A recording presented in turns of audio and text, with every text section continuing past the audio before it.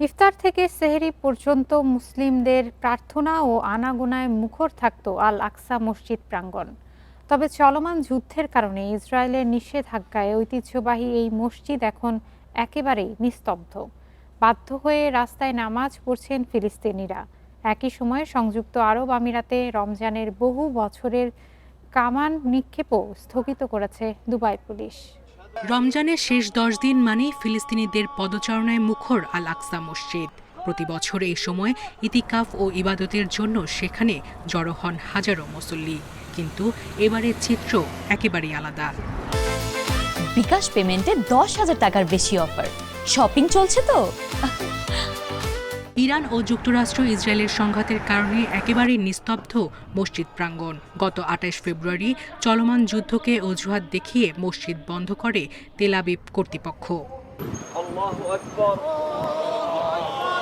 ফলে ফিলিস্তিনিরা এখন বাধ্য হয়ে নামাজ পড়ছেন মসজিদের বাইরে রাস্তায়। তাদের অভিযোগ, যুদ্ধের সঙ্গে মসজিদ বন্ধ করার কোনো যুক্তি নেই। আমাদের আল আকসা মসজিদে প্রবেশে বাধা দেওয়া হচ্ছে। মসজিদ বন্ধ করে নামাজ পড়তে বাধা দেওয়ার উদ্দেশ্য কি? বিশেষ করে রমজানে, এটি বরকতময় মাস, ইবাদতের মাস, রোজার মাস। আল্লাহর আনুগত্যের মাসে মসজিদে প্রবেশে বাধা দেওয়ার সঙ্গে যুদ্ধের কি সম্পর্ক? যুদ্ধের প্রভাব পড়েছে সংযুক্ত আরব আমিরাতের বহু বছরের পুরনো রমজান ঐতিহ্যেও। প্রতিদিন রোজা ভাঙার জন্য কামান নিক্ষেপের কার্যক্রম স্থগিত করেছে দুবাই পুলিশ।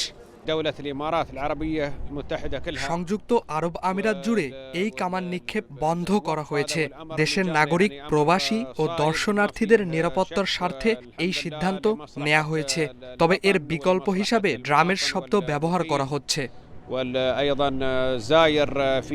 এ পদক্ষেপকে অনেকেই স্বাগত জানিয়েছেন, কিন্তু যুদ্ধের মধ্যে সন্তানের বেড়ে ওঠা নিয়ে উদ্বিগ্ন বাবা মায়েরা। কামান নিক্ষেপ স্থগিত করা হয়েছে। বিষয়টি অবাক করলেও আমরা এর কারণ বুঝতে পারছি। আমরা আমাদের সন্তানদের নিয়ে উদ্বিগ্ন, কারণ চাই না তারা এমন এক পৃথিবীতে বেড়ে উঠুক যেখানে যুদ্ধের আতঙ্ক থাকবে। ইরানের বিরুদ্ধে মার্কিন ইসরায়েলের যুদ্ধ শুরুর পর থেকে পাল্টা আরব আমিরাতের মার্কিন স্থাপনায় কয়েকশো ক্ষেপণাস্ত্র ও ড্রোন ছুড়েছে তেহরান। সায়রা খান, ইন্ডিপেন্ডেন্ট নিউজ।